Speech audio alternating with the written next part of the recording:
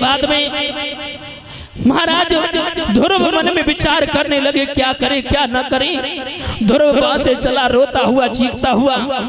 जैसे ही महाराज मौसी ने धक्का मारा, वहां से चल तो दिया लेकिन रोता हुआ जा रहा है। मैया ने जैसे देखा, माँ कहने लगी, बेटा तुझे किसने मारा, क्यों रो रहा है, हमें बता। उसी समय महाराज ध्रुव रो करके कहने लगा, माँ मुझे ज्यादा कोई कष्ट नहीं है, लेकिन कष्ट इस बात का है माँ। मैया बोली, बेटा हमें बता तो दे किसने मारा। उसी समय रो करके जवाब दिया,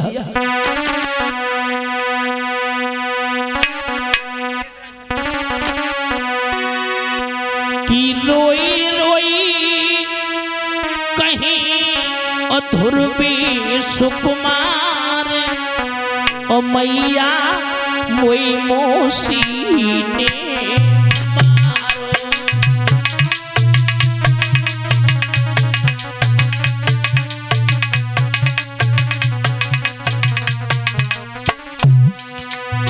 माँ मोई मौसी ने मारो, मैया मोई मौसी ने मारो।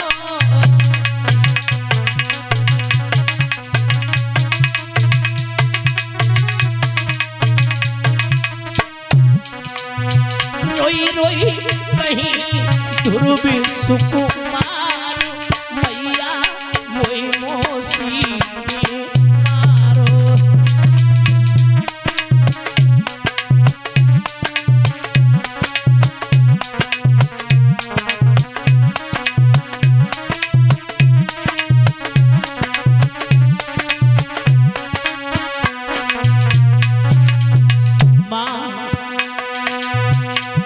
मोई पिता गोद बैठा रो, ओ मोको प्यारी करो ये तुम्हारो।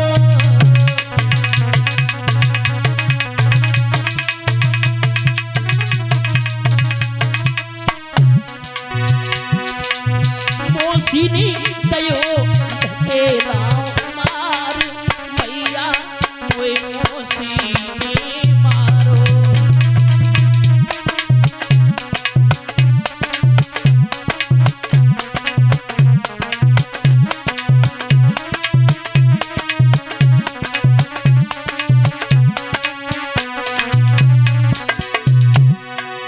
रोने लगी, कहने लगी, लाला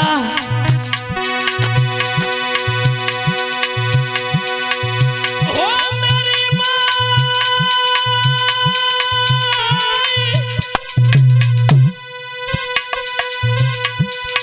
चले जो मेरो छोले।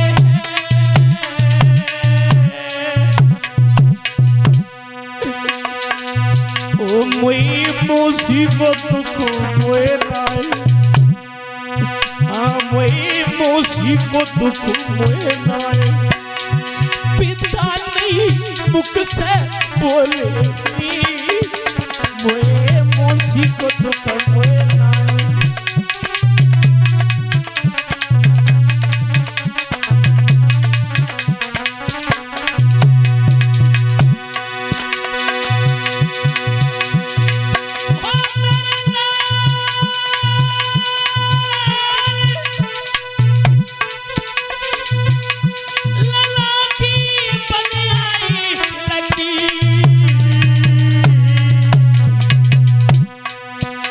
मेरे लाल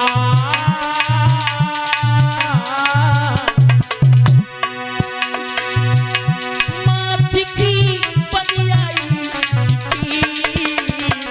मौसी को तो मेरा।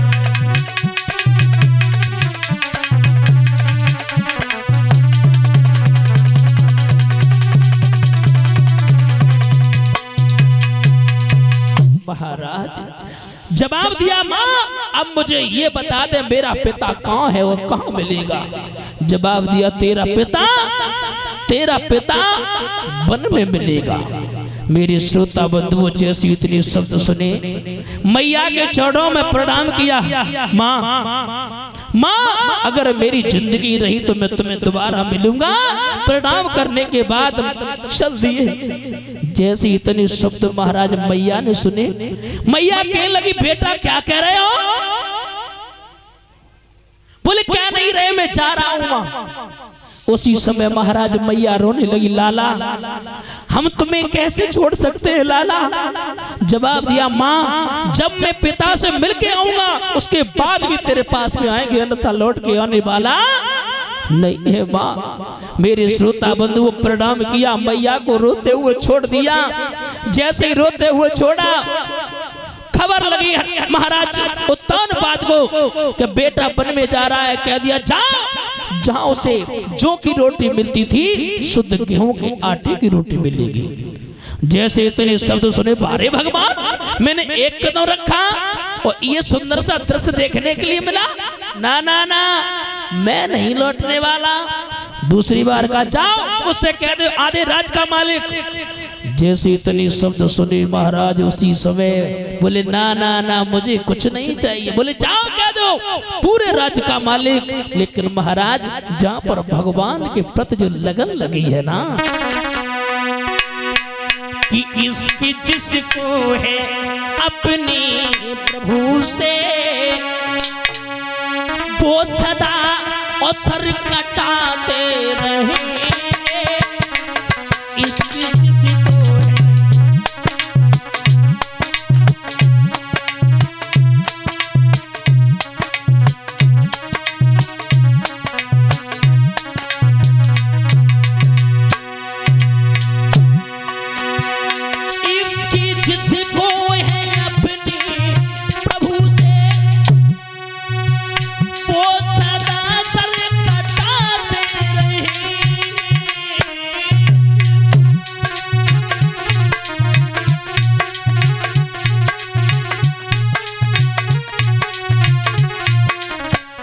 संभा में फिल्म जलती रहेगी, इस संभा में फिल्म जलती रहेगी और पतंगे भी उड़ते रहेंगे।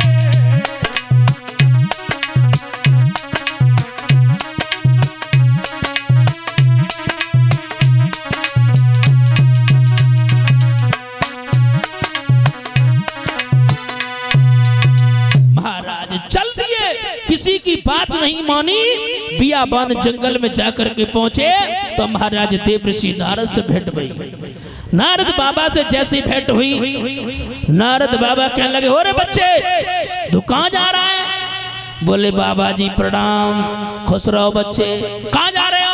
बोले हम जा रहे हैं भगवान का भजन करने के लिए, अपने पिता से मिलने के लिए। बोले पिता से मिलने के लिए? कौन है पिता? बोले तेरा पिता परम पिता परमात्मा है।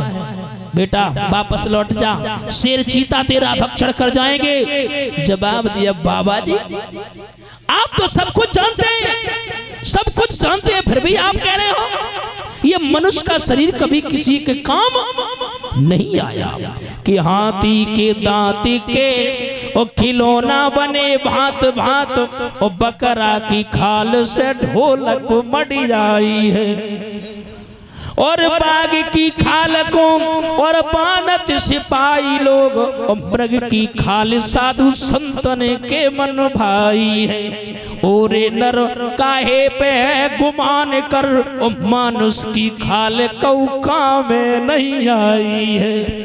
बाबा जी ये मनुष्य की खाल किसी के काम नहीं आई। मेरे श्रोता बंधुओं जवाब दिया नारद बाबा ने मन में विचार किया, हमें ये लगता है कि ये बच्चा कुछ कामयाबी पाएगा। बोले बेटा तूने गुरु किया है? बोले नहीं। कौन से गुरु पेड़े पे लगत हुए? बोले नहीं गुरु किए जाते। बोले गुरु किए जाते तो प्रभु हमें तो कोई पता ना है, तुम ही बन जाओ। बोले जो बोले सोई खोले। बोले बिल्कुल चिंता मत करो। जवाब दिया तो ठीक है एक काम करो, हम तुम्हें 12 मंत्र दे रहे हैं। ओम नमो भगवते वासुदेवाय, ये मंत्र का आप जाप करना, कई एक बाल बाधाएं तुम्हें डिगाने के लिए आएंगी, लेकिन बेटा डिग मत जाना। बोले ठीक है बाबा जी। इधर महाराज चढ़ स्पर्श करने के बाद में भजन करने के लिए चले आए। महाराज एक छोटा सा भजन, ये हमारे भाइयों की विशेष मांग है। और कहाँ है भैया लोग, आ जाओ।